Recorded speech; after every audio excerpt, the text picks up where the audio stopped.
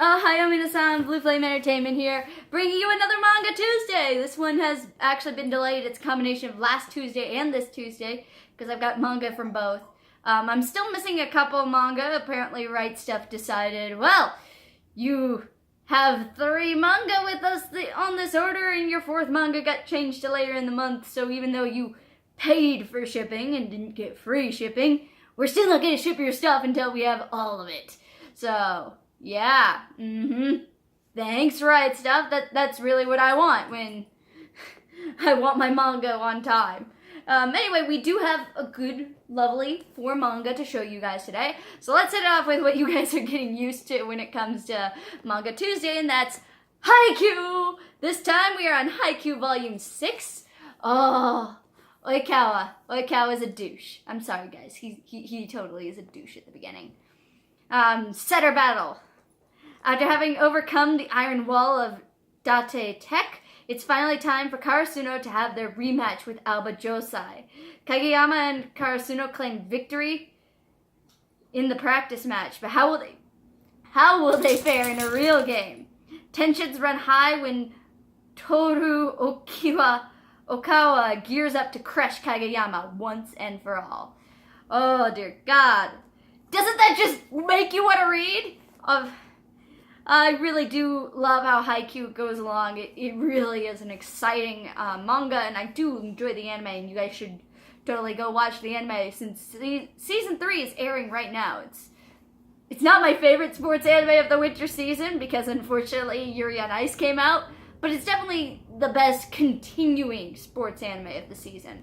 And it's wonderful that you've got 2 sports animes in a season, with the 3rd about to start because Yomushi Pedal Season 3 is starting. As you guys can see, showing my Yomushi Pedal love because I'm too much of a sports nerd. Did we not realize I love sports anime? So just like before, it keeps up with what I'm really enjoying that Viz is doing, which is honorifics are there. It's very close to the traditional Japanese. The characters are really in character, which is something that sometimes gets broken because they don't keep honorifics. They sometimes use first names. But Viz is really keeping true in this one, and I really do enjoy it.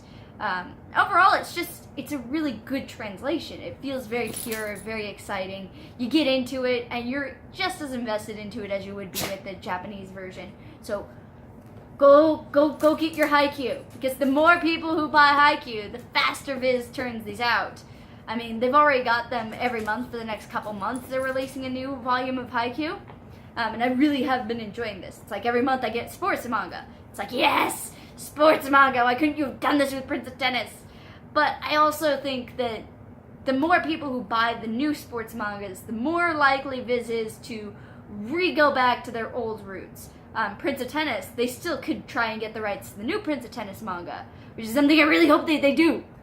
Anyway, we're on Manga Tuesday. I should talk about other things. Go read the new Prince of Tennis manga. Prince of Tennis is amazing, and I'm totally shilling out my favorite.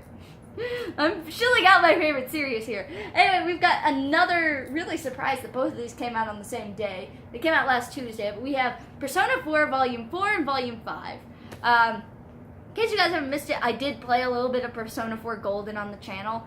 This is just a manga version of the original game, and it's a little bit confusing because if you don't choose a name for your main character, you're used to him being called Yu Narukami.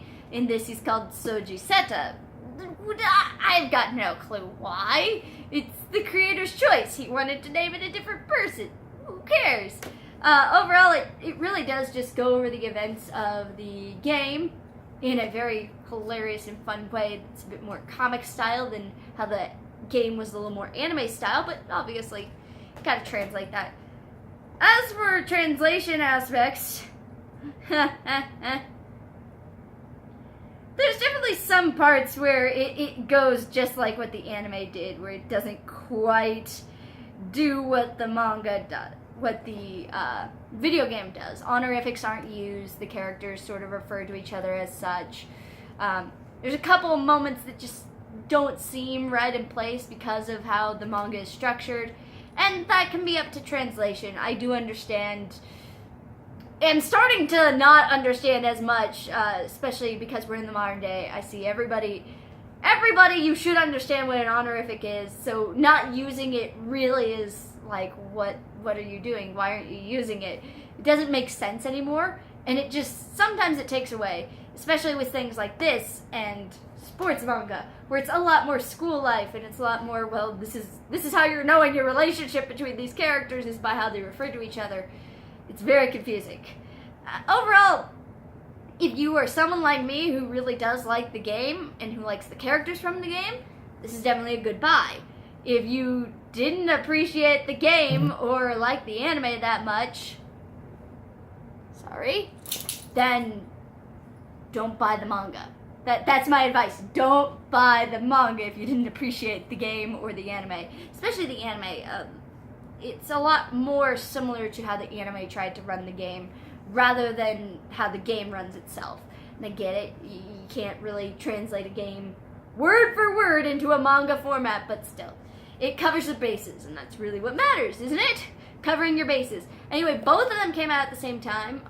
They're both released by Udon, who I'm actually surprised that they got the licensing rights. I'm surprised nobody else tried to grab this, because Persona 4 is just such a money target in the United States. But it's a good series. It's still this lovely, weird, how they do the covers are a little confusing. They make sense once you actually do it, but it really reminds you of how the Japanese books are done with, every Japanese manga is done with like a little,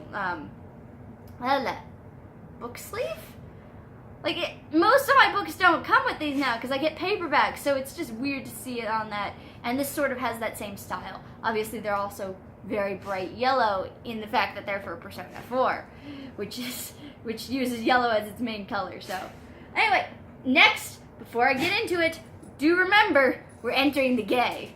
Like, this is where, if I actually do get a BL manga, I'm actually going to talk about it because I'm okay with talking about it, and I'm warning you in case you're not okay with that. So, ready? That's right, Love Stage Volume 6 is out! Oh, in case you've lived under, in case you're not okay with BL manga, or you don't follow BL manga, Love Stage, I think, Love Stage was got very popular because of its anime. Its anime adaptation is very faithful to the first couple volumes of the manga, and it's gorgeous, like gorgeous. I adore it. It's definitely got its own unique art style that makes it stand out in comparison to a lot of other BL mangas. The fact is that it has a lot more focus on the characters, and that's really what I love about it. Volume 6 continues the story, and Izumi has been trying his hardest to get Ryoma to shake his amnesia and remember him. Thanks to an accident during filming, the two are forced to take shelter in an abandoned logging hut, alone and sharing body heat to stay warm. Could this be the miracle Izumi has been waiting for? That right there should just tell you. It's like drama, drama, drama, throw in the drama. And it's wonderful. I do love the premise of the show. It's adorable. Like, you guys should, this is adorable. I can't say much else other than it's adorable. It's adorable. I would also tell you to watch the anime, because the anime was gorgeous as well. But I do appreciate Sublime for giving me my BL manga, especially because they are also the company that gives me Sekaiichi. And I was really waiting for Sekaiichi, and as you guys saw, if you're on my Twitter, you saw Funimation's giving me the Sekaiichi Season 1 and Season 2, plus the OVA on a home video. Something that I really appreciate.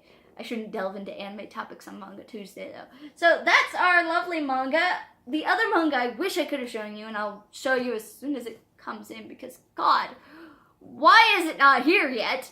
We had a new Yokai Watch manga that came out last Tuesday. We had the new Kuroko no Basket that came out last Tuesday. And we had the new Pokemon Omega Ruby and Alpha Sapphire manga from the Pokemon Adventures series. For any of you guys who don't know about Pokemon Adventures, it's probably the best representation of Pokemon in manga form. It takes the games and it uses them in a unique way, and it's very different from the games. Like, it best represents the games, but it is not the games. Do not think that is true, especially once you get to Black and White. Just just don't even think that that the manga and the games are the same representation. But I really do love how the anime is adapted, and Omega Ruby and Alpha Sapphire takes me back to one of my favorite chapters within the entire Pokemon Adventures saga.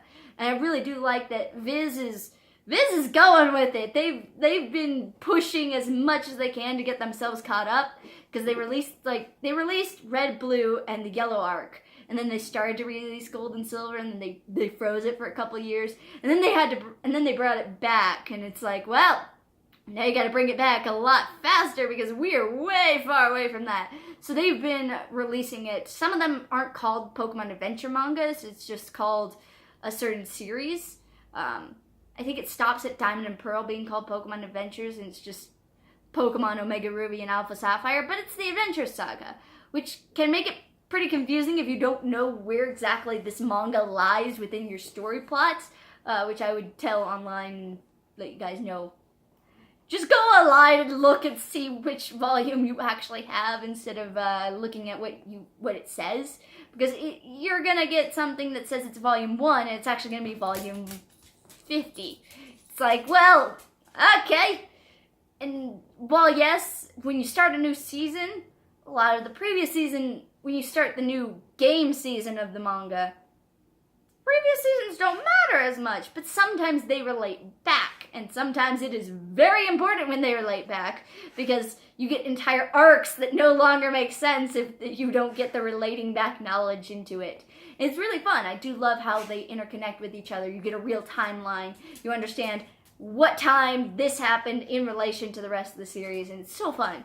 I really do enjoy it. Not as much as I love the New Generations anime, although I have some issues with it, based on the fact that it's getting dubbed in completely and utterly in LA with no New York actors involved. Just sort of bleh, bleh. I don't mind casting LA actors, I really don't, but at the same time, if it's a character that already has a voice, just go and cast the original. Just go and get me my New York actor. It's a modern world, it's not that hard. Anyway. We've gone over the manga. You guys know the 3 manga that didn't show up at my door yet. Most likely they will be here when I get back, and we will have a Manga Tuesday right before the new year. And it will be awesome because you guys will also get to see me reacting to my lovely Attack on Titan manga. It's gonna be so fun. Anyway, thank you all for joining me on Manga Tuesday. I will catch you all on the flip side. Bye, everyone.